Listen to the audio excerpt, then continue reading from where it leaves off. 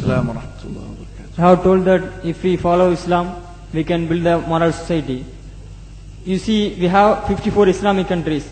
Even we have 95% Muslims over there. They follow Islam only. Why we can't build moral society in those countries? Like Pakistan, Afghanistan, they have a civil war between fight between the Shias and Sunni Muslims. Why we can't build moral society over there, even though they have follow Islam? We have 95 Muslims over there. That is, you have told that if we follow Islam... No, you mean to say that Afghanistan, Pakistan, these countries are following Islam, but there's still civil wars and fighting amongst Muslims like Shia and Sunni?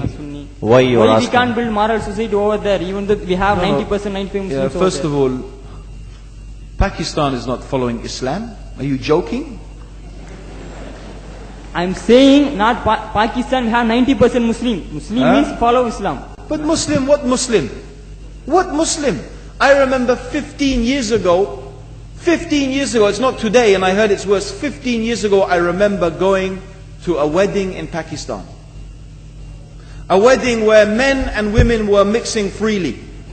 Where the bride was dancing on the stage with all the male members of the family dancing on the stage. I am sure somewhere around, we probably hidden in a corner then, but I hear now it's open, drinking alcohol. What Muslim are we talking about? This was 15 years ago. Now I hear it's even worse. Oh yes, they're Islam. When the bride and the groom are walking to the car, they're holding the Quran over their head for blessing. That Islam? That's not Islam. What Islam is that? That's exactly the thing I'm talking about. That's why the Muslims are in such a mess. Because of this nonsense, this hypocrisy, actually they are insulting the Quran by doing that. Amongst all of this haram, they think that the Quran, holding it over their head, is going to bless them because they're holding it. What is that? Where did they get this from? So, I don't know what we're talking about. In fact, this is the problem. You see, the Muslim world itself is so far from Islam. So many you find here in India. Well, I know it's not a Muslim country, but there are lots of Muslims here.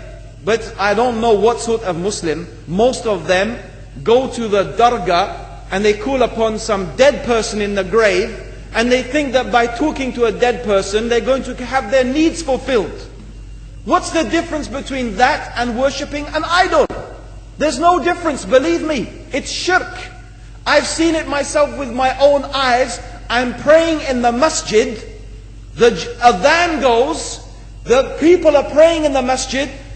And the people in the dargah are not coming to the mosque to pray. They're still going around the dargah and making all their whatever the things they do. What's that? That's not Islam. You go to many countries. You find Pakistan, you want to see Islam in Pakistan. You know, in England, in every street corner we have a pub. You know what's a pub? You know what's a pub? Like a bar, you know, a place where you sit and drink alcohol. Yeah? Yes? In Pakistan, believe me, they have something worse than that. Yes, worse. On every street they have a picture of a palm. Everywhere you see it, hanging from the windows. They have the picture of a palm. What's that advertising? Something worse than drinking alcohol. An invitation to disbelieve in Allah. That they're going to read your hand and tell your fortune. Shirk. It's shirk. Whoever believes, the Prophet said, sallallahu alaihi wasallam, whoever visits a fortune teller out of curiosity, Allah will not accept their prayers for 40 days. Whoever believes in the fortune teller has disbelieved in Allah and His Messenger. That includes, by the way, horoscopes.